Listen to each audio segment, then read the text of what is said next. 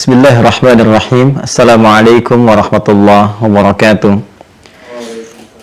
Alhamdulillahirabbil alamin. Wassalatu wassalamu ala rasulillahil karimil amin. Sayyidina Muhammadin wa ala alihi wa sahbihi ajma'in wa ba'du.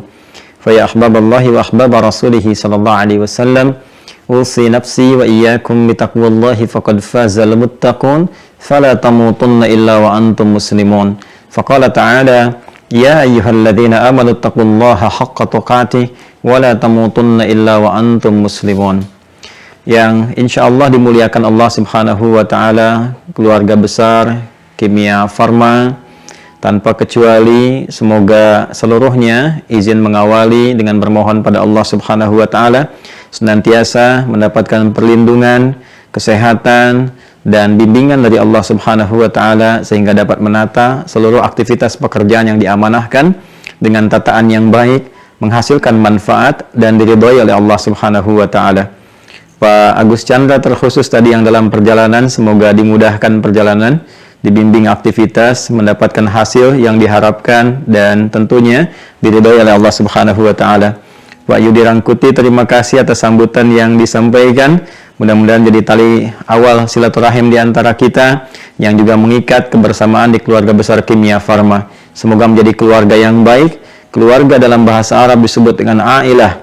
Tadi kata aul, artinya yang saling menopang, yang saling mendorong, yang saling menguatkan.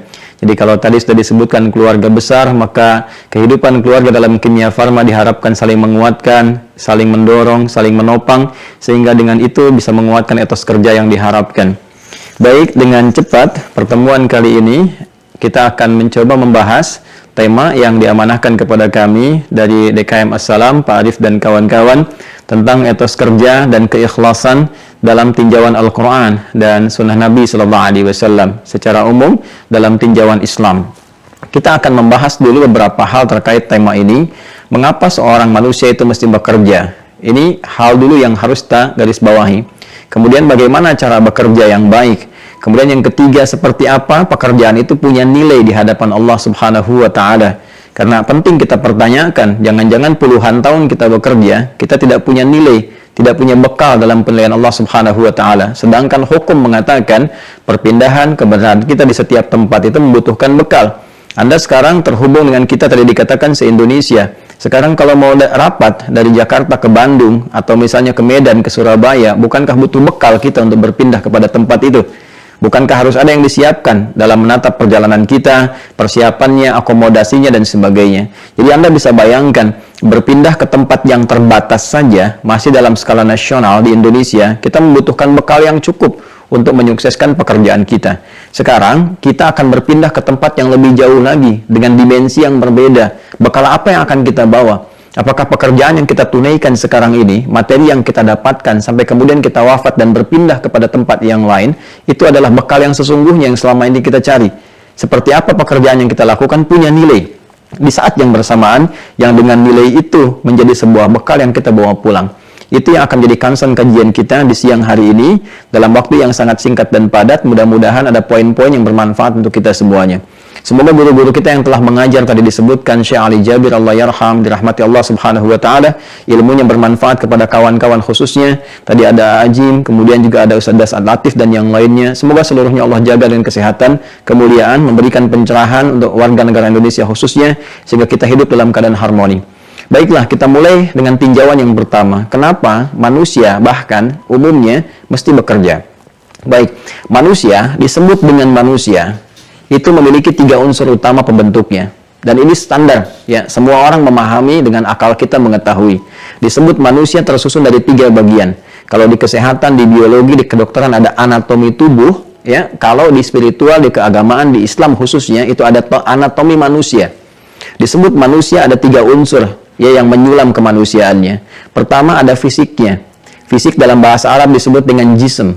Segala yang terkait dengan fisik disebut dengan jasmani. Sudah diserap ke dalam bahasa Indonesia, kita katakan jasmani. Senam kesehatan jasmani. Senam yang kita lakukan untuk membuat dan mensupport, ya, menstimulus supaya fisik kita sehat, memenuhi kebutuhan fisik. Kemudian ada yang kedua adalah rohnya. Roh ini motor penggeraknya, ya, spiritnya, generatornya. Nggak mungkin ini fisik bisa bergerak, tubuh kita bisa bergerak kalau nggak ada rohnya. Segala yang terkait dengan roh disebut dengan rohani namanya. Baik, karena itulah kemudian bahkan di kimia farma ada divisi rohaninya, kerohanian, yang diwakili untuk umat Islam, ada masjidnya dan turunan-turunannya, untuk memberikan keseimbangan pada kebutuhan roh kita, supaya bisa mendorong fisik bekerja lebih baik. Kemudian yang ketiga, ada pengikat hubungan antara roh dengan fisik, yaitu akal. Akal ini nanti yang akan menerima informasi dari roh sekaligus perintah yang akan dieksekusi oleh fisik. Dan subhanallah, masya Allah, sepersekian detik saja Allah menciptakan sistem ini, ya sepersekian detik semua perintah berjalan dieksekusi. Dan ini mustahil ada yang bisa membuat seperti ini kecuali sang pencipta yang maha kuasa, yaitu Allah subhanahu wa ta'ala. Karena itu Allah menyebut dirinya di Quran dengan Khaliq. Quran surah ke-15 ayat ke-28. Wa idh qala rabbuka lil malaikati inni khaliqum basyara. Akulah pencipta manusia itu dengan segala sistem yang berjalan di dalamnya. Nah, penciptaan ini tentunya Allah sempurnakan dengan pemenuhan nutrisi dan bekal-bekalnya. Ini kalau nggak diberikan nutrisinya, seperti Anda lebih mengetahui ya dalam ilmu kesehatan, ini manusia kalau nggak dapat nutrisinya, nggak bisa berkembang berkehidupan. Lemah dia, bahkan bisa kemudian menghadirkan pada kematian. Nah, maka tiga elemen ini, tiga unsur ini, dia butuh kemudian supportnya, butuh nutrisinya, dan semua akan saling bersinergi, berpadu, nggak bisa terpisah sendiri. Hilang salah satu, maka hilang fungsi kemanusiaannya. Rohnya hilang, maka meninggal dia. Kan akalnya hilang, jadi hewan dia. Ya, hewan itu kan cuma roh dengan fisik yang nggak ada akalnya. Ya, akal dengan roh saja, fisik nggak ada, ya gentayangan namanya, gitu kan. Maka ketiganya mesti ada, hadir, berpadu, dan terpenuhi kebutuhannya. Baik, kita bicara tentang roh. Roh butuh nutrisi, roh butuh makanan. Apa nutrisinya? Nutrisinya adalah ibadah. Ya, Quran surah ke-17 misalnya Al-Isra ayat 85. Wa yas'alunaka 'anir roh. Mereka banyak bertanya kepada Muhammad SAW tentang esensi roh. Apa hakikatnya? Apa kebutuhannya? Qul rohu min amri rabbi. Katakan semua urusan terkait dengan roh itu semua sumbernya ada dari Allah Subhanahu wa taala. Allah yang Maha mengetahui, karena dari Allah kebutuhannya pun Allah siapkan khusus. Ya, makanya roh mesti dapat nutrisi. Kalau dia nggak diberikan nutrisinya, lemah dia, gelisah dia. Ya, roh itu sampai ke dalam diri kita, menjadi nafas namanya. Jadi kalau sudah sampai kepada fisik, menyatu, jadi nafas. Diserap ke dalam bahasa Indonesia menjadi bernafas. Ya, dengan nafas itu muncul kehidupan. Quran surah ke-91 Asy-Syams di ayat 7 sampai dengan ayat 10. Wa nafsin wa ma sawwaha, dan demi nafas yang sempurna tercipta. Kapan? Saat ruh masuk ke dalam tubuh kita. Quran surah 15 di ayat ke-28 sampai 30-nya. Ya, wa idz qala rabbuka lil malaikati inni khaliqum basyara min salsalin min hama'in masnun fa idza sawaituhu wa nafakhtu fihi min ruhi. Di ketika rohnya masuk, sempurna keadaannya itu. Jadi bernafas dia. Nah, ini butuh nutrisi, butuh support. Nafas tempatnya di dalam kolbu. Ya, kolbu. Di dalam kolbu inilah ada unsur kehidupan kita. Bukan hati dalam konteks fisik ya, tapi ini titik spiritual yang menggerakkan kehidupan kita. Di kolbu ini, teman-teman sekalian, saudara-saudariku, itu bersemayam nafas di dalamnya. Kalau enggak kita berikan nutrisinya, maka dia bisa menjadi melemah, bahkan bisa berpenyakit. Maka muncul yang disebut dengan penyakit hati, malas, gelisah, ada ria, ada sombong, ada iri hati, dengki. Itu penyakitnya penyakit spiritual, roh di dalamnya, penyakit hati. Nggak bisa diobati dengan obat-obat fisik. Ya, dengan itu penyakit fisik. Yang menyerang hati itu penyakit hati namanya marad. Fi qulubihim marad. Quran surah kedua ayat ke-10. Anda nggak bisa datang ke rumah sakit untuk mengobati penyakit hati, karena beda tinjauannya. Nggak ada di rumah sakit misalnya poliria, iri hati, gelisah, nggak akan ditemukan. Ya kan? Itu kaitan dengan fisikal. Maka di situ kita dihidangkan menu-menu ibadah. Ya, ada menu-menu seperti apa, misalnya sholat, interaksi dengan Al-Quran, puasa, haji. Itu memberikan kemudian support kepada roh, nutrisi untuk roh. Nah, setelah dapat nutrisi itu ada ketenangan dalam jiwa. Ketenangan ini yang membimbing kita untuk berkreasi dalam kehidupan. Karena itulah ketika ibadah, kita diminta untuk menunaikan dengan sempurna dan hasilnya ketenangan. Ya, ketenangan itu bermanfaat untuk hati. Quran surah ke-13 ayat ke-28. Ala bidzikrillahi tatma'innul qulub. Yakinkan pada dirimu dengan berzikir, dengan beribadah kepada Allah, dampaknya ke hati menjadi tenang. Supportnya kepada fisik menjadi kuat. Baik, kemudian juga akal kita butuh nutrisi, teman-teman sekalian. Apa nutrisinya? Pengetahuan, ilmu, penting bagi kita belajar. Karena itu banyak ayat-ayat turun mensupport kita supaya menajamkan pengetahuan untuk membimbing fisik beraktivitas. Anda nggak mungkin bisa bekerja secara fisikal kalau nggak ada basic ilmunya. Kan untuk masuk kimia farma juga mesti ada ukurannya. Parameter pertamanya apa? Ilmu. Apa ijazahnya? Apa background pendidikannya? Ya, karena itu ayat pertama turun Iqra, baca. Afala tatadzakkarun, afala tatafakkarun, afala tadabbarun. Apakah engkau tidak banyak menganalisis, banyak mengamati, banyak mencerna, banyak belajar, banyak meriset? Itu banyak ayat di Al-Qur'an mensupport kita untuk memenuhi nutrisi akal kita supaya logikanya jalan, ya. Logika itu kan nggak mungkin bisa digunakan kalau nggak ada support data. Data berubah menjadi informasi, informasi berubah menjadi pengetahuan. Dan inilah nutrisi yang dibutuhkan oleh akal. Sama fisik, kalau ini kita sudah paham semua, fisik pun butuh nutrisi, butuh makanannya. Kalau nggak diasupi dengan makanan yang benar, gitu kan, dengan nutrisi yang sehat, yang baik, tentu akan lemah juga. Ya sama, akan lemah, mungkin sakit, mungkin juga akhir kehidupannya akan tiba, meninggal dunia. Karena itu turun ayat-ayat mensupport kebutuhan fisik. Apa diantaranya? Turun Quran surah kedua Al-Baqarah ayat 168. Ya, karena Allah pencipta manusia, maka Allah turunkan pula hukum umum. Ya, hukum universal yang semua manusia mau muslim atau bukan pasti nggak akan bisa berlepas dari hukum ini. Ayatnya mengatakan, Quran surah kedua ayat 168, ya ayyuhan nasu, hai semua manusia tanpa kecuali. Nanti kalau spesifik untuk orang yang telah beriman, umat Islam khususnya, nanti panggilannya spesifik menggunakan kata iman, ya ayyuhalladzina amanu. Itu menunjukkan hal yang khusus. Tapi kalau hukumnya berlaku umum, maka Allah panggil dengan kata ya ayyuhan nas, semua manusia tanpa kecuali. Panggilannya menjangkau semua kawasan, pakai ya. Disebutkan 360 kali dalam Al-Quran. Ya kan? Dimanapun Anda berada, merasa jauh, merasa dekat, ya semua ayat ini berfungsi untuk seluruhnya. Ayyuha disebutkan 150 kali dalam Al-Quran, memberikan hukum kekuatan sekaligus pengingat. Kata Allah, aku tegaskan, aku ingatkan. Semua manusia itu perlu memenuhi kebutuhan fisiknya. Kulu mimma fil ardi halalan thayyibah. Silahkan Anda berpetualang di bumi, cari background macam-macam, bekerja sesuai dengan passionnya. Nah, pada dasarnya ketika bekerja itu, tujuan utamanya apa? Salah satunya untuk memenuhi pokok kebutuhan fisik. Yang paling dasar itu apa? Makan. Ya kan? Makanya ketika ditanya, mau kemana Pak? Bu, kan kita jawab dengan metode kiasan, sinekdok, pas prototo. Disebutkan sebagian mewakili keseluruhan. Mau mencari sesuap nasi, gitu kan? Padahal yang dicari satu rice cooker, cari sandang, cari panggan, cari papan. Tapi yang pokok itu kan untuk makan. Ya, itu bahasa Arabnya kulu. Silakan cari makan untuk memenuhi kebutuhan fisik. Mimma fil ardi, di tempat yang kau bisa pijak.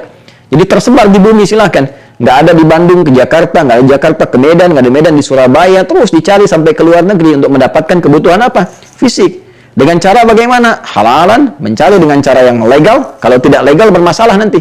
Makanya perhatikan hukumnya. Di keluarga besar kimia farma ada aturan, ikuti. Tidak diikuti aturannya bermasalah. Di tata negara kita ada aturan, diikuti. Tidak diikuti bermasalah. Di hukum syariat kita pun ada aturan, ya kan? Maka diikuti. Kalau tidak bermasalah secara spiritual. Maka di sini halalan, kalau sudah dapat kemudian yang dihasilkan itu dapat gaji, dapat honor, dapat macam-macam dengan cara yang benar, maka salurkan itu untuk mencari yang dibutuhkan oleh fisik. Ya, thayyib itu kebutuhan untuk menguatkan fisik. Jadi kata Al-Quran, nggak semua yang diinginkan itu mesti didapatkan. Kita ingin, tapi nggak baik buat tubuh. Alangkah lebih bagus kalau mencari yang lain sesuai dengan yang dibutuhkan. Itulah konsepsi halalan thayyibah. Jadi, fisik itu butuh penguatan nutrisi, kemudian akal juga butuh penguatan nutrisi lewat pengetahuan, roh juga butuh.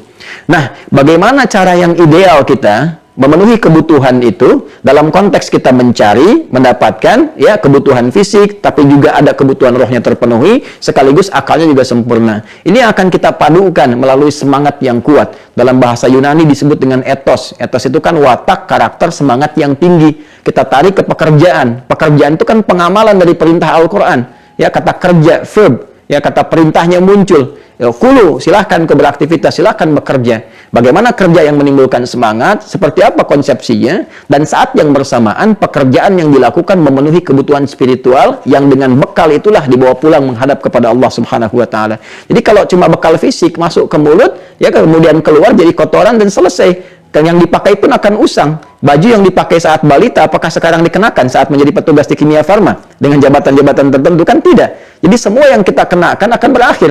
Bahkan di kain kafan itu pun nggak ada kantongnya. Apa yang kita cari sekarang nggak bisa dikantongi lagi gitu. Lantas pulang ke akhirat cari bekal apa? Sekarang pertanyaannya, seperti saya sampaikan di awal tadi kajian, apakah pekerjaan yang kita kerjakan sampai detik ini punya nilai untuk dibawa pulang? Ini yang kemudian kita turunkan bagaimana etos kerja dalam Al-Quran serta seni keikhlasan dalam menatap pekerjaan. Baik, ini sebagai pembuka di mukaddimah. Sekarang kita masuk kepada intinya setelah kita memahami gambaran aktivitas yang kita kerjakan. Nah, semua yang kita lakukan inilah sebagai fungsi khalifah di bumi. Ya, ini yang dimaksudkan di Quran surah kedua Al-Baqarah di ayat ke-30. Dan ini sangat istimewa. fungsi besar manusia membawa risalah ke bumi itu sebagai khalifah di tempat yang dipijak. Quran surah kedua ayat 30, wa idh qala rabbuka lil malaikati, dan ketika Rabbmu Muhammad SAW berfirman ya kepada kalangan malaikat dan sebagian jin yang ada pada saat itu, diviralkan firman-Nya ini, ingat ya, pahami ya kata Allah, ya, inni ja'ilun fil ardi khalifah, aku akan tetapkan jadikan, ya kan? Nah, khalifah di bumi, di tempat yang dipijak. Jadi ardun itu asalnya setiap tempat yang dipijak. Jadi Anda mau ke Bandung, ke Bogor, kemanapun, begitu memijak sesuatu, Anda menjadi khalifah. Apa itu khalifah? Ya, saya sedikit dulu terangkan dengan cepat. Khalifah itu setidaknya punya dua arti utama. Pertama dari kata khalafa, yang saling menggantikan. Jadi sistem kehidupan di dunia ini, di bumi ini nggak abadi. Semua saling menggantikan. Di keluarga saling menggantikan. Ayah, ibu selesai, purna gitu kan. Meninggal, muncul anak menggantikan. Visi misi hidupnya di keluarga. Muncul cucu dan sebagainya. Anda di pekerjaan nggak akan selamanya ada di situ. Akan saling menggantikan. Sekarang direktur keuangannya A, besok B. Sekarang pimpinannya A, besok B. Ya, ada purnanya. Itu sistem kehidupan kita demikian. Makanya ketika diberikan amanah, jabatan pekerjaan, maka muncul makna yang kedua. Khalifah itu berarti sifat untuk memakmurkan. Ya, sifat untuk menyukseskan. Makmur itu dari kata amara, sesuatu yang bermanfaat. Ya, makanya usia kita disebut umur.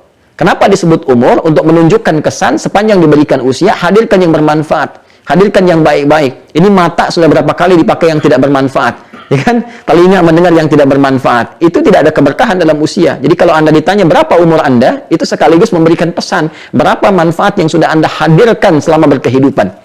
Ya karena itulah kemudian fungsi khalifah menjadi pemakmur, membawa manfaat. Jadi ketika Anda ditugaskan di Kimia Farma, manfaat apa yang bisa Anda hadirkan? Bukan hanya untuk perusahaan, ya untuk bangsa, untuk negara, untuk masyarakat, sehingga kita punya legasi di situ, sekaligus juga punya hal yang dititipkan sebagai sejarah kehidupan kita.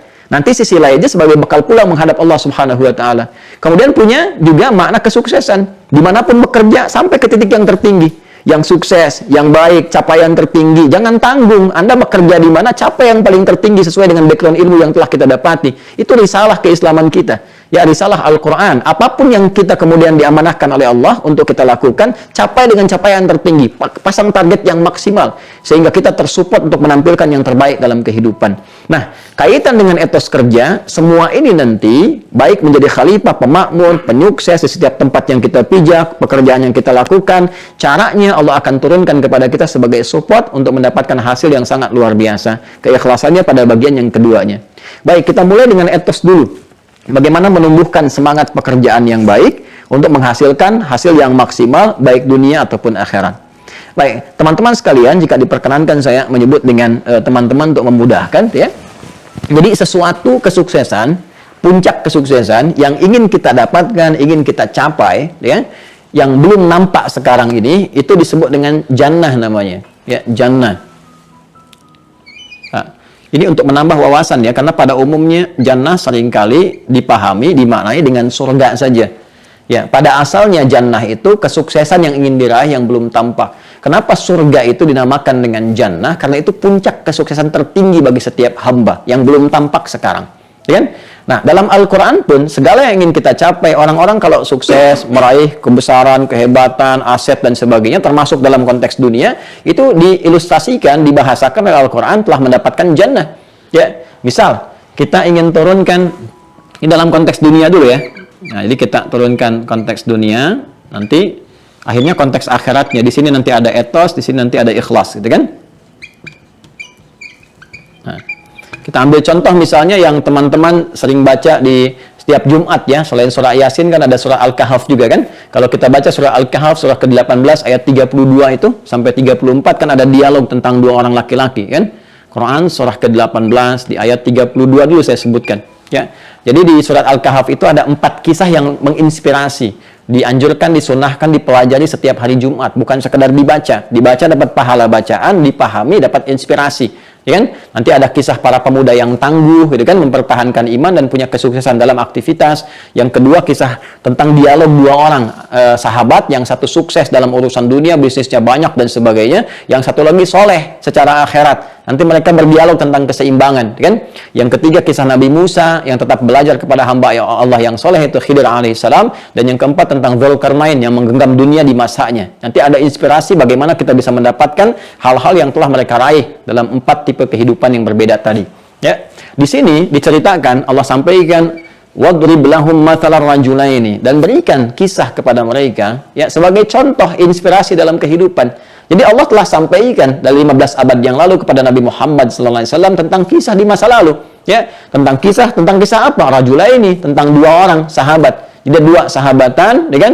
Kemudian yang salah satu di antara mereka, wadrib lahum mathalar rajulaini ja'alna li ahadihima jannataini. Bahkan satu di antara mereka itu sudah sukses mendapatkan dua kesuksesan besar. Jannataini, jannah itu tunggal, kalau pakai ain itu bentuknya dual, ya dual. Jadi ada yang tunggal singular, ada yang dual. Dua pakai ain itu dua. Kitab buku, kitabaini dua buku, masjid satu, masjidaini dua masjid, ya kan? Jannah itu satu aspek kesuksesan. Kalau jannataini berarti dua. Di masa lalu, orang-orang yang sukses itu, yang asetnya dipandang bagus, hebat, kayanya betul-betul kaya, itu kalau sudah punya kebun. Ya, karena di padang pasir kan semuanya gersang gitu kan, gersang. Kalau punya unta itu biasa. Bahkan unta pun nanti ada yang kualitasnya tinggi, itu yang sekarang harganya ratusan juta bisa miliaran. Ada unta hitam, ada unta yang keemasan gitu kan, tuh macam-macam, beda-beda. Ya, itu harganya bisa beda-beda. Tapi mereka dipandang biasa saja, kaya standar. Kalau memang ada yang kaya banget atau kebangetan kayanya, kan kaya itu standarnya ada yang kaya, ya kaya banget, ada yang kebangetan kayanya. Itu kalau sudah punya kebun-kebun yang rindang, yang ada anggurnya, ada kurmanya, macam-macamnya, ada aliran airnya dan sebagainya, gitu kan? Nah, karena itu refleksi kekayaan di masa-masa lalu itu ketika di padang pasir yang tandus mereka punya kebun. Kebun itu disebut dengan jannah. Ya, gambaran kesuksesan di masa lalunya.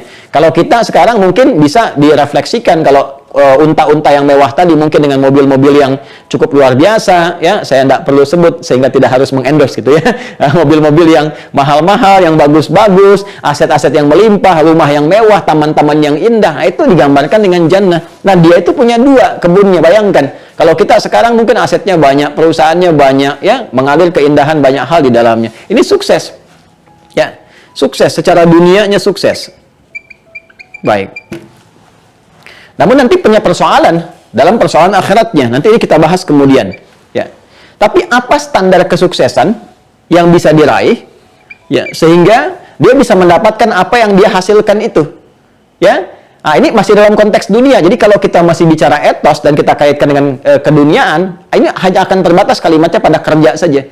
Makanya kalimat etos seringkali disandingkan dengan pekerjaan. Etos kerja, semangat, ya kan? Kerja, kerja, kerja. Nah, kalau kita ingin berhasil dari pekerjaan saja dalam konteks dunia, maka standar sekali ukurannya. Ya, apa itu? Nah, pindah kita kemudian ke Quran, surah ke-3 Ali Imran, ayat 142. Jawabannya. Baik, perhatikan kalimatnya. Am hasibtum an tadkhulul jannata walamma ya'lamillahu alladhina jahadu minkum wa ya'lamas sabirin. Ini standar umum. Apa Anda duga Anda akan sukses begitu saja, termasuk dalam konteks pekerjaan Anda sekarang, ya kan? Di kimia farma, apakah akan menghasilkan target yang telah Anda tentukan di awal, sukses tiba-tiba, kemudian kan dapat meraih ini, capaian kemudian dapat tercapai dengan bagus, targetnya maksimal. Apakah mudah itu diraih? Seperti membalik telapak tangan? Ya, apalagi pengen surga gitu kan, yang dimensinya berbeda, yang lebih besar lagi tingkatannya, apakah mudah begitu saya didapatkan? Ya, walamma ya'lamillahu alladhina jahadu minkum wa ya'lamas sabirin. Sementara belum tampak pada diri kalian, kata Allah Subhanahu wa taala, sementara belum tampak pada diri kalian kesungguhan, keseriusan untuk bisa meraih itu semua. Jadi kalau cuma syaratnya untuk berhasil, sukses, ya kan, meningkatkan etos kerja kita supaya kita bisa meraih hasil yang didambakan dalam konteks pekerjaan, maka petunjuk Al-Quran sederhana. Satu, kerja yang sungguh-sungguh, yang serius. Ya, ini dari kata al-juhdu turunannya. Cintai pekerjaan Anda. Ini rumus standar. Semua orang mengatakan kalau Anda pengen kerja yang sukses, ya Anda serius. Cintai pekerjaan Anda. Hormati apa yang diamanahkan kepada Anda, gitu kan? Nah, ini juhdu. Turunan dari kata juhdu nanti ada 3. Nanti ini yang kemudian merangkai menjadi kata jahadu, bentuk jama. Yang pertama, ya, itu yang disebut dengan ijtihad. Kesungguhan dalam merencanakan, ya, mapping, punya rencana, punya visi, ya, visinya, rencananya, targetnya, schedule-nya, macam-macamnya, ini ijtihad namanya, konsepnya, ya. Kemudian ada jihad, eksekusi fisiknya, kemudian ada mujahadah. Nah, Ini yang menenun kemudian, tiga hal ini yang menenun kalimat jahada, jamaknya disebut dengan jahadu. Kata Allah, kalau mau sukses, Anda ingin berkata pekerjaan Anda pengen sukses, pengen baik. Kata Allah, ayo silahkan. Anda serius. Serius apa? Pertama merencanakan. Apa konsep pekerjaan Anda? Apa yang mau dicapai? Targetnya apa? Visinya apa? Yang jelas dulu. Landscape-nya bagaimana? Saya ketika akan bekerja itu kita punya landscape yang jelas, dicapaiannya, target jangka panjangnya, jangka menengahnya, jangka pendeknya. Ini termasuk manajemen sukses dalam Al-Quran. Saya pernah sampaikan ini di beberapa perusahaan di Indonesia, ya. Ada beberapa perusahaan di otomotif, ada di gas dan macam-macamnya. Dan ini konsepsi dasar. Dan ketika diikuti hasilnya luar biasa. Ya, luar biasa teman-teman. Nah, jadi pertama harus punya landscape dulu pekerjaan. Ini targetnya apa? Tadi dibilang tentang vaksin, tentang ini, tentang itu. Konsepsinya apa? Dasarnya apa? Targetnya bagaimana? Hasilnya seperti apa? Evaluasinya seperti apa? Kita punya rencana di sini. Setelah itu, konsep yang sudah ada, supaya tidak kemudian terbakukan dalam konsep saja, eksekusi. Dengan jihad. Jihad itu perjuangan fisik, kesungguhan dalam mengeksekusi rencana-rencana yang sudah disiapkan. Itu asalnya demikian, secara fisikal. Ya, makanya perjuangan tertingginya, ya, membela sesuatu yang sudah disiapkan, direncanakan, terkonsepsikan, kemudian diserang orang, ya, ada pembelaan secara fisik disebut dengan jihad. Itu tingkat tertingginya di militer itu, ada aksi militer untuk membela. Jadi jihad secara fisik itu bukan menyerang dengan asal-asalan, tidak, ya, bukan nembak orang, ngebom orang sembarangan, tidak. Karena itu kalau Anda, mohon maaf ya, mendengar informasi ada yang ngajak misalnya menghukumi tertentu tanpa dasar, tembak anu, bom anu, walaupun membawa nilai-nilai agama yang disematkan, tinggalkan, itu jauh, ya, itu jauh sekali. Saya pernah waktu ada kejadian bom Jalan Tamrin itu, dan semoga Allah menjaga kita semua tidak pernah terjadi lagi, ya. Saya ada di Lampung, itu ditanya sama jemaah, Ustaz, apakah itu yang bom di Jalan Tamrin termasuk jihad fisabilillah?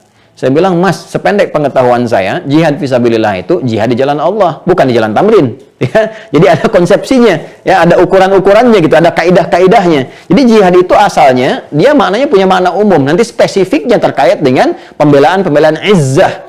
Ya, yang dimotivasi oleh spirit agama, nanti bonusnya itu terkait dengan aspek kehidupan kita, seperti kemerdekaan yang pernah kita dapatkan. Saya bahas kemarin tentang korelasi makna jihad, perjuangan dengan melahirkan kemerdekaan. Sampai diapresiasi di preambul Undang-Undang Dasar 1945 atas berkat rahmat Allah yang Maha Kuasa, gitu kan? Jadi kita pengen, dan dengan didorongkan oleh keinginan luhur, pengen kita merdeka, keinginan luhur.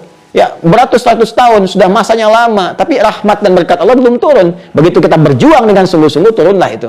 Nah, dalam konteks umum kepekerjaan, perjuangan fisik untuk mengeksekusi ide kita, itu disebut jihad juga. Karena itu kalau Anda niatkan sebagai ibadah, itu dinilai sebagai jihad. Jihad yang standar nantinya, ada pahalanya, begitu keluar. Nah, ini perjuangan fisiknya. Di sini diterapkan job desk-nya apa, kemudian eksekusinya bagaimana, dan sebagainya.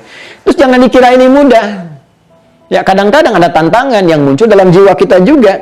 Ya, perjuangan untuk mengatasi sikap emosional kita. Mungkin ada beda pendapat, kadang-kadang malas, kadang-kadang gelisah, gitu kan? Kadang-kadang nggak stabil perasaan diri kita, ada pesimis, gitu kan? Melihat nih kayaknya prospeknya nggak bagus, terjadi kegelisahan dan sebagainya. Nah, ini perjuangan mengelola diri kita, emosi kita, disebut dengan mujahadah namanya.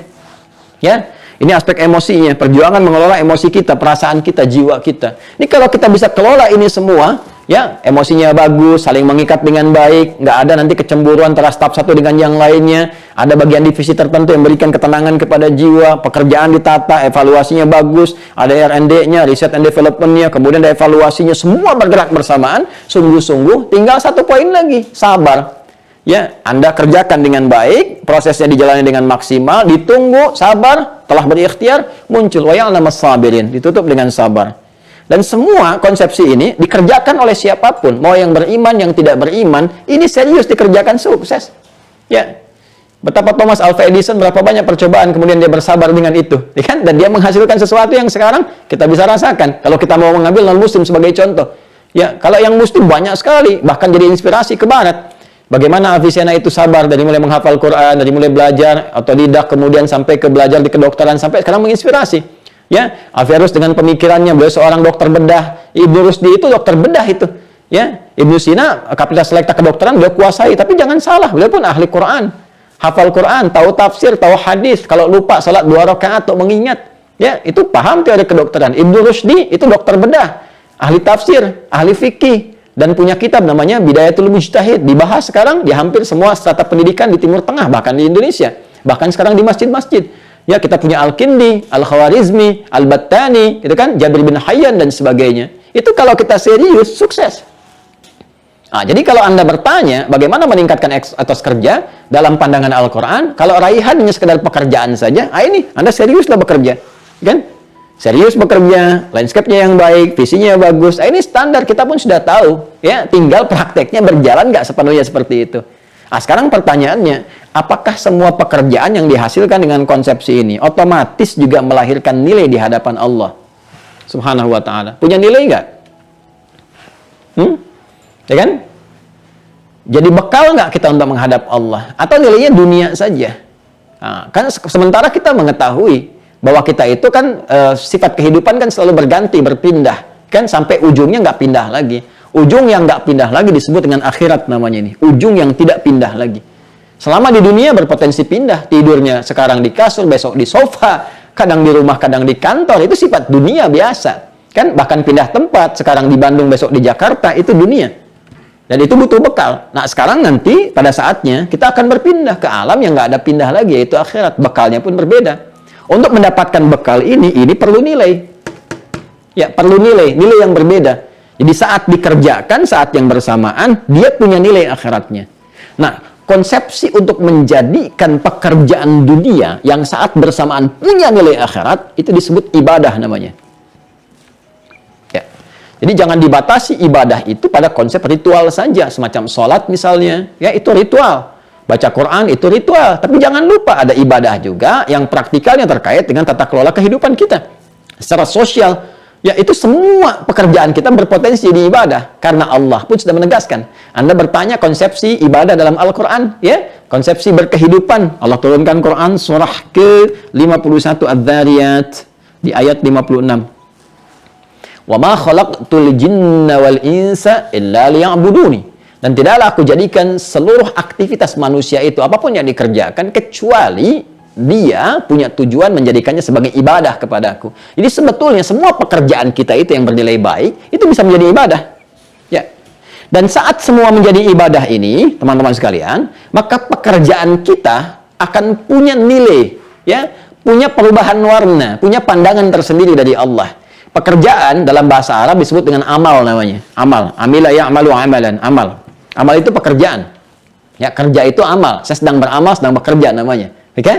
Nah, ketika pekerjaan ini kemudian diisi dengan nilai ibadah, maka dia akan punya nilai di sisi Allah, diapresiasi, yang menandakan dia punya nilai tertentu untuk bekal pulang. Ya, apa nilai yang Allah berikan kepada amal ini? Dinilai oleh Allah sebagai sesuatu yang baik. Sesuatu yang baik menjadi ibadah disebut namanya dengan saleh. Saleh. Kita sebut dengan saleh, gitu kan? Saleh. Ya, maka muncul istilah amal saleh. Ada amal saja, ada amal saleh. Itu berbeda, teman-teman. Kalau amal saja itu pekerjaan, rutin sifatnya, netral dia. Ya, Anda bekerja, tidak bersentuhan dengan yang haram, nggak melanggar, gitu kan, dan sebagainya. Tapi kerja aja, nggak ada niat yang lain. Itu pekerjaan, rutinitas namanya. Berangkat gelap, pulang gelap. Ya, nggak ada perbedaan. Jadi Anda nggak bisa bedakan antara yang beriman dengan yang belum beriman. Terus peran iman Anda di mana? Ya kan? Saat kita pulang kan iman yang menentukan. Maka bagaimana pekerjaan ini punya kualitas di sisi Allah Subhanahu wa taala yang dengan kualitas itu otomatis akan memberikan dampak juga kepada aspek dunianya. Ya, maka dinilailah oleh Allah, jadikan itu ibadah sehingga menjadi soleh. Karena itu di dalam Al-Quran kata iman seringkali bersanding dengan amal soleh. Ya. Ini sebentar lagi mau asar kan? Ada surat Al-Asr, surah 103. Wal asr, innal insana lafi khusr, illa alladhina amanu wa amilus salihat. Jadi orang beriman itu pasti imannya mendorong dia untuk menjadikan perbuatannya itu baik, soleh. Dan soleh itu punya dua dimensi, baik dalam urusan dunia dan punya nilai akhiratnya. Karena itu kalau sekarang bergabung, belajar dengan kami sekarang ini di keluarga besar Pertamina, di keluarga besar sekarang Kimia Farma, Anda mengatakan misalnya beriman. Coba saya tanya kepada Anda, yang ikut pengajian sekarang beriman tidak? Anda katakan, saya beriman. Sekarang tolong buktinya apa? Karena iman itu butuh pembuktian. Kata Allah, kalau sudah beriman, Anda buktikan imannya. Quran surah ke-20 Taha di ayat ke-14. Innani anallahu la ilaha illa ana iman fa'budni. Buktikan iman lewat ibadah. Kata Allah, kalau Anda menuhankan Allah, yakin tidak ada Tuhan selain Allah, beriman kepada Allah, buktikan imannya. Nah, komitmen kita membuktikan iman itu lewat ibadah. Ibadah itu wujudnya amal soleh. Dampaknya kepada dunia, perbuatannya baik. Jadi kalau kita mengatakan pegawai yang beriman, pekerja beriman, direktur beriman, manajer beriman, pasti akan memberikan dampak baik pada pekerjaan. Jadi kalau ada di kimia farma misalnya mengatakan beriman, etos kerjanya berkurang, nggak disiplin, nggak jujur, atau bahkan melanggar, ini bukan sekedar melanggar tata kerja, tapi ada tata kelola iman yang tidak maksimal dalam dirinya. Jelas ya? Nah, ketika kita jadikan ini sebagai amal saleh, teman-teman sekalian, nah, maka perbuatan itu akan punya nilai. Apa nilainya? Nilainya disebut dengan hasanah namanya. Hasanah. Nah, dan ini ada konsepsinya. Jadi kalaupun Anda namanya Ibu Hasanah, Pak Hasan, tapi tidak mengerjakan konsepsi ini, tetap nggak punya nilai. Ya. Jadi ketika dikerjakan untuk menjadi amal saleh, jadi baik, semua potensi ya, dari bangun tidur sampai tidur lagi, itu berpotensi, punya nilai di hadapan Allah, ada poinnya. Ketika kita kerjakan, maka dia menjadi hasanah. Ya, dinilai oleh Allah, nih ada poinnya. Poinnya bagaimana? Ini pelajaran agama ya, di spiritual. Dilihatnya nanti saat pulang kepada Allah menjadi bekal. Ya kalau sekarang kita yakini, kita imani, kita kerjakan, kan nggak rugi juga kita niatkan demikian. Nanti begitu selesai, kita akan lihat bekalnya saat pulang menuju Allah. Karena itulah kita diminta urusan akhirat yakin. Al-Baqarah ayat 4, wabil akhirati hum yuqinun. Nah, nilai yang dituliskan untuk kita setiap mengerjakan sesuatu, kalau jadi ibadah 10 poin. Ya, teorinya di Quran surah ke-6, keterangannya, surah ke-6 Al-An'am, ayat 160. Man jaa'a bil hasanati falahu asyru amthaliha. Siapa yang mengerjakan satu perbuatan, punya nilai hasanah, amalnya soleh, benar, punya penilaian dari Allah, dia dapat 10 poin. 10 ini yang disebut dengan ajrun namanya. Lahum ajrun ghairu mamnun. Diterjemahkan ke bahasa Indonesia dengan pahala. Ya. Jadi jangan dikira sholat saja yang berpahala, tidak. Baca Quran saja yang berpahala, tidak. Kerja Anda pun, saya, kita, itu bisa berpahala. Punya nilai akhiratnya. Ini yang bekal pulang, ini yang dibawa nih. Hasil ini tidak.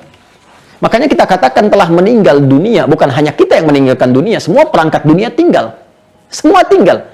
Apa Anda kira meja kerja Anda akan ikut? Jangankan ke alam akhirat, ke alam kubur saya tidak ikut. Ya kan? Tidak akan dilepas dengan semua perangkat dunia. Cukup dibalut dengan kain kafan, selesai diantar ke kuburan. Ya kan? Apa yang dipertaruhkan? Dipertaruhkan ini amal solehnya. Ya kan? Punya ini enggak saat untuk pulang nanti itu? Nah, itu setiap dikerjakan 10 poinnya. Tergantung amalannya nanti. Jangan menghitung begini. 1, 2, 3 terlalu kecil. Ya, kita ke masjid saja untuk ibadah. Ini ada harus Masjid As-Salam, gitu kan? Di tempat Anda bekerja, itu datang ke situ saja dengan niat ibadah. Belum dikerjakan ibadahnya, belum sholat, belum baca Quran, belum i'tikaf. Itu dapat 25 poin di hadis Muslim. Jarak satu keduanya 500 tahun. 2 ke 3 500 tahun. Banyak sekali. Kita lihat nanti saat kembali kepada Allah. Ditampakkan saat akan meninggal dalam sakarat, gitu kan? Itu sakarat itu akan nanti ada kebiasaan yang kita kerjakan. Orang yang biasa maksiat akan dengan maksiatnya. Orang biasa meracau akan dengan kekacauan kata-katanya. Orang yang biasa beramal dengan baik akan lahir dengan kebaikannya. Karena itu ketika dia wafat nanti akan wafat ditampakkan amalnya. Bahagia dia, senang, tenang dia, nyaman, senyum dia. Itu yang disebut husnul khatimah. Ya ayyatuhan nafsul mutmainnah, hai jiwa yang tenang, nyaman karena diperlihatkan. Ya. Pak, jelas ya? Nampak ya? Nah, ini gambaran konsepsinya teman-teman sekalian. Karena itu kita sering berdoa, doa yang standar, yang general bahkan, sifatnya umum kita mohonkan. Supaya perbuatan, semua pekerjaan kita di dunia yang baik itu jadi punya poin, jadi hasanah. Dan ini bisa kita lihat di akhirat, ketemu hasanahnya di akhirat. Kita berdoa dan doanya diajarkan di Quran surah kedua Al-Baqarah, ayat 201. Ya. Di paling kanan sebelah bawah di mushaf standar. Wa minhum, dan di antara manusia itu mayyaqulu, ada yang seringkali bermohon berdoa kepada Allah untuk dibimbing. Dia mengatakan Rabbana atina fid dunya hasanah wa fil akhirati hasanah wa qina adzabannar. Ya Allah, mohon bimbing kami untuk berikan kepada kami bimbingan untuk menjadikan semua pekerjaan dunia kami punya poin akhirat. Dan di akhirat itu hasanah itu akan tampak lagi ya Allah. Ya kan? Dan di situ kami mendapatkan rahmat-Mu, menjauhkan kami dari ancaman-ancaman neraka-Mu. Itu gambarannya. Nah, sekarang pertanyaannya, bagaimana satu pekerjaan itu amal menjadi soleh, menjadi ibadah, punya nilai hasanah, dapat pahala, pulang menghadap Allah, Anda bekerja, pahala dapat, meninggal pulang punya bekal. Kan? Maka diteruskan ayatnya. Kalau tadi di Quran surah 51 ayat 56 Allah menyampaikan ini, wa ma khalaqtul jinna wal insa illa liya'budun. Tidaklah aku jadikan jin dan manusia, biarkan jin dengan alamnya, kita bicara alam kemanusiaan ya. Kalau kita bawa spiritnya ke manusia saja, gitu kan? Tidaklah aku ciptakan manusia itu kecuali untuk menata kelola kehidupannya jadi ibadah, supaya punya 2 poin sekaligus. Nah, bagaimana cara ibadah yang benar itu? Maka dijawab di Quran surah ke-98 Al-Bayyinah di ayat ke-5. Ya, dijawab, wa ma umiru, dan tidaklah mereka diperintahkan dalam beraktivitas itu illa liya'budullaha, kecuali untuk menjadikan semua kegiatan itu sebagai ibadah karena Allah, diniatkan karena Allah. Satu, niat lillah. Niat karena Allah. Ini. Yang kedua, mukhlisina lahuddin. Mukhlis itu orangnya, orang yang ikhlas. Jadi frame-nya itu rumusnya IA, kan?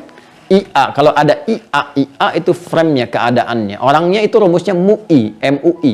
Jadi kalau Anda temukan IA, pasti orangnya UI. Ya. IA ikhlas, orangnya mukhlis. Ihsan, orangnya muhsin. Iman, orangnya mukmin. Islam, orangnya muslim. Gampang ya? Gampang ya, bahasa Arab gampang kan? Nah, jadi ikhlas, ya, itu frame-nya, gambarannya, spirit keadaannya. Orang yang mukhlis, kata Allah, nggak diperintahkan kita kecuali untuk menjadikan tata kelola kehidupan ibadah kita itu sebagai ibadah.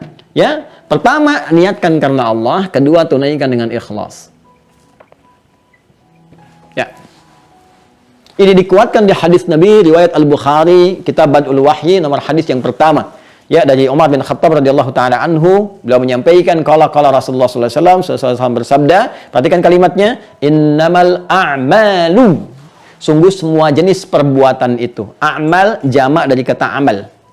Ya, amal jamaknya a'mal. Ya, dia. Innamal a'malu, innama adatul hasri, huruf pembatas yang menjadikan informasi terbatas pada hal tertentu saja.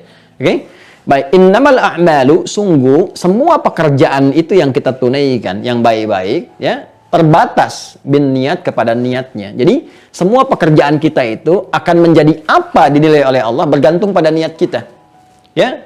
Walikulli imri'in ma nawa, innamal a'malu bin niat. Ya, sungguh semua amal pekerjaan bergantung kepada niatnya. Ya, dan dari semua yang kita kerjakan itu akan dihisab berdasarkan niatnya masing-masing. Maka, rumus pertama untuk menjadikan pekerjaan itu menjadi ibadah, apapun itu selama dia baik, maka niatkan untuk Allah.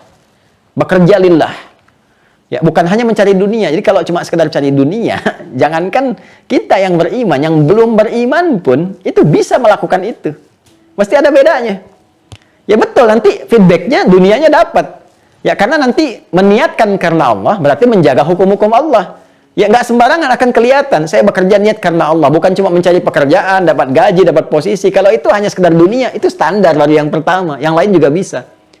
Tapi kita merubah cara kerja kita di divisi manapun Anda bekerja. Niatkan karena Allah.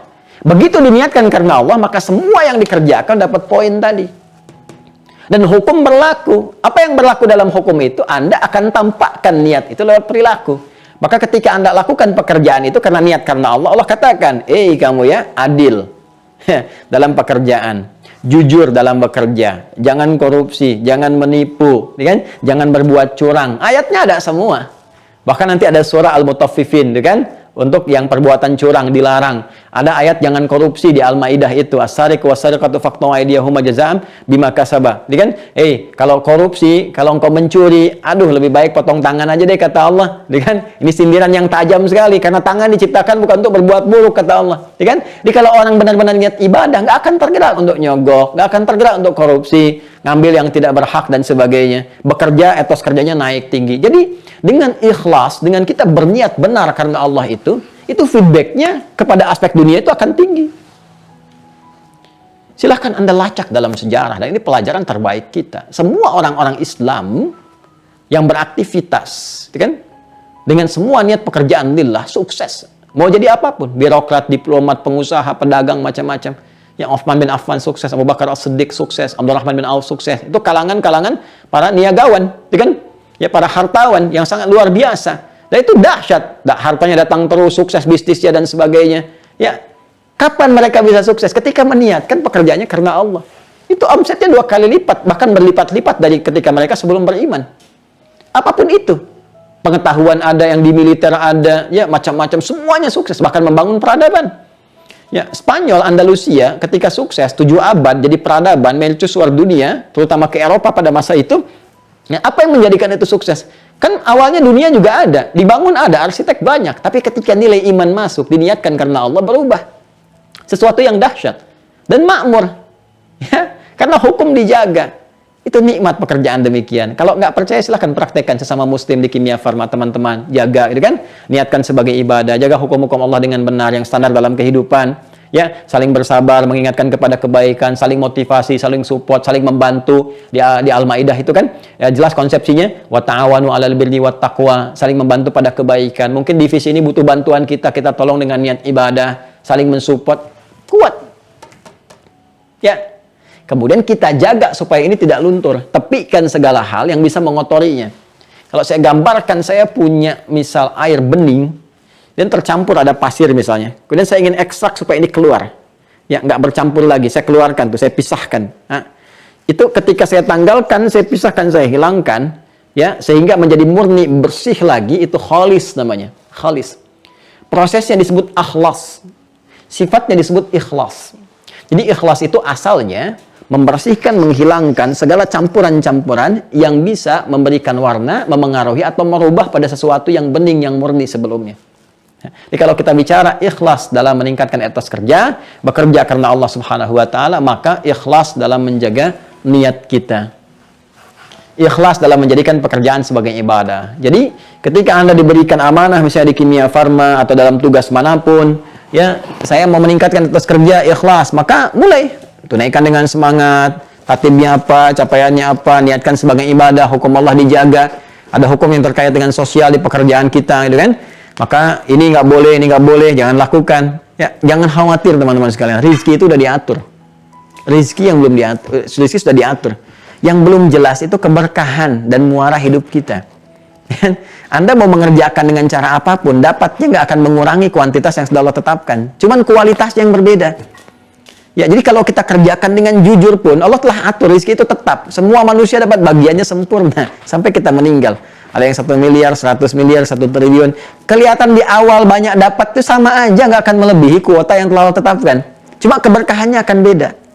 Ya, jadi disitulah kemudian Allah berikan keberkahan. Kalau keberkahan itu datang sudah tenang, nyaman, tata kelola hidup pun menjadi tentram luar biasa. Jadi ini gambaran singkat bagaimana meningkatkan etos kerja kita di divisi manapun, jenis pekerjaan apapun yang kita lakukan, dan kemudian bagaimana pekerjaan itu punya nilai di sisi Allah dengan keikhlasan yang kita tanamkan berdasar niat yang kita lakukan, menjadikan pekerjaan sebagai ibadah karena Allah Subhanahu wa taala. Ini mungkin terlihat biasa. Apalagi bagi Anda yang siang itu kan nggak mudah ya untuk bisa belajar. Jadi saya mengapresiasi nih, nggak mudah untuk bisa belajar, menyimak, itu nggak mudah, tantangannya banyak. Apalagi dalam dunia pekerjaan. Tapi selalu berpikir satu hal, bahwa sesibuk apapun, kita pasti akan pulang. Makanya di ibadah kita ada sholat isya. Ya, isya. Itu kan kalau kita urut subuh, orang Arab, kemarin saya bahas di Jakarta ya, offline saya datang itu ada silaturahim, saya diminta kultum. Saya sampaikan, semua itu punya makna di Islam, termasuk waktu sholat. Ya, kenapa subuh disebutnya dari kata asbah? Asbah itu sesuatu yang punya rencana, yang jelas. Kalau orang Arab tanya, kaifa asbaht? Bagaimana kabarmu pagi ini? Asbahtu bi khair. Saya baik dan sudah siap dengan rencana. Jam 7 saya ngapain, jam 8 begini, jam 10 begini dan sebagainya. Ya. Kenapa sholat pertama disebut dengan sholat subuh? Memberikan kesan bahwa setiap orang Islam yang bangun tuh pertama harus punya rencana yang jelas untuk dilakukan di hari itu. Jangan sampai Anda ditanya, nanti jam 2 kemana ya? Oh, saya belum tahu ya. Tidak, orang Islam itu sudah punya tata kelola yang jelas. Ya, punya tata aktivitas yang terukur. Kemudian fajar, ada hubungan pancaran iman dalam dirinya. Pancaran kebaikan disebut fajar, pancaran keburukan disebut fujur namanya. Makanya ketika azan dikumandangkan subuh, dipanggil kita, ada getaran di jiwa kita, fajar. Kenapa kemudian kita datang kepada Allah dulu? Kita punya rencana yang kita siapkan. Kan kita nggak tahu Allah ridho atau tidak. Ya, lancar atau tidak. Makanya kita bawa dalam sholat, mohon kepada Allah. Minta kemudahan, minta bimbingan, minta kelancaran. Dalam sujud kita minta. Karena itu bahkan berdiri pun kalau benar hadis qudsinya mengatakan wa idza qala al-'abdu iyyaka na'budu wa iyyaka nasta'in, kalau hamba berkata iyyaka na'budu wa iyyaka nasta'in dalam salat, sekarang kami salat ya Allah, kami menyembahmu dan kami ini punya rencana, punya masalah begini, mohon ya Allah solusi. Kata Allah dijawab di hadis qudsi, hadza baini wa baina 'abdi wa li 'abdi mas'al. Ini komitmen perjanjian antara aku dengan hambaku. Kalau hambaku benar salatnya memohonnya, aku berikan apa yang dia minta. Jadi hikmah ya, dari sholat subuh kita datang itu, kita membawa rencana kita supaya Allah berikan persetujuan. Kemudian sampai siang datang, sudah terang, ya, siang itu bahasa Arabnya nahar. Tapi sampai siang itu pekerjaan Anda punya nilai enggak? Berhasil enggak? Capaian dunianya ada, capaian akhiratnya bagaimana? Makanya disebut dengan zuhur. Zuhur itu sesuatu yang terang, nyata, ada idhar di ilmu tajwid. Ya, makanya diminta kita datang lewat sholat lagi. untuk menyampaikan. Sampai siang ini, ya Allah, aku telah lakukan apa yang kau perintahkan. Mohon berikan kelancaran seperti apa yang kau janjikan. Dievaluasi, punya nilai enggak?